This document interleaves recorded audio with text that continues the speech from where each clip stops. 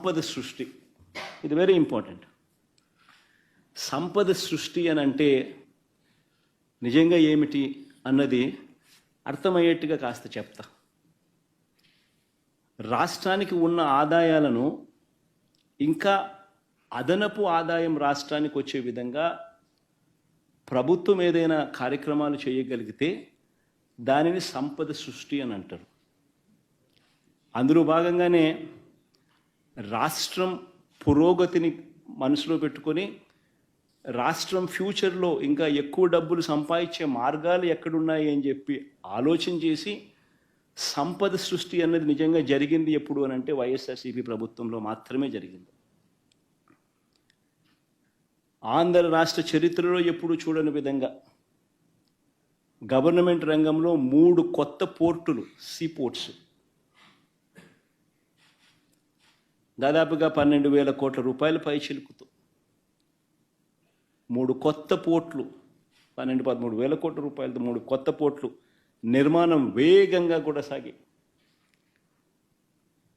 దాదాపుగా ఒక పోర్టు అయితే 65%, మరో పోర్టు దాదాపుగా 30-40%, ఇంకొక పోర్టు దాదాపుగా 25-30% పూర్తి కూడా అయిపోయింది అప్పటికి.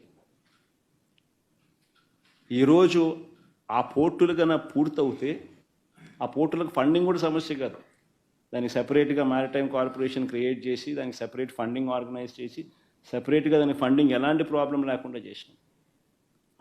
ఆ పోర్టులు పూర్తవుతే ఈరోజు ఒక శ్రీశైలం కట్టాలని అంటే అప్పట్లో 900 కోట్లు 600 కోట్లు అయి ఉండొచ్చు.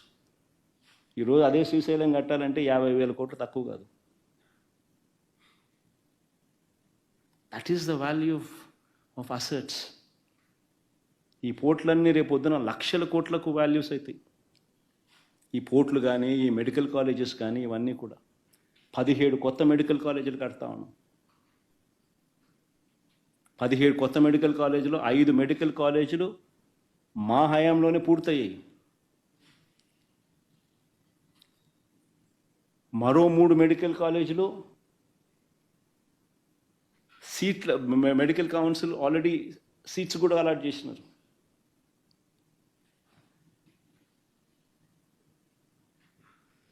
ఇలాంటి ప్రాజెక్టులు పూర్తవుతే దానిని సంపద సృష్టి అని అంటారు.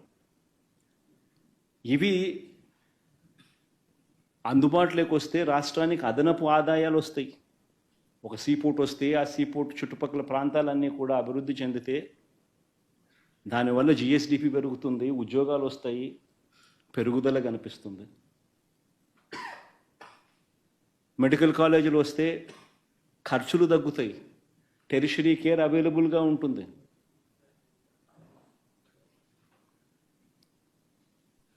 దీనిని సంపద సృష్టి అని అంటారు.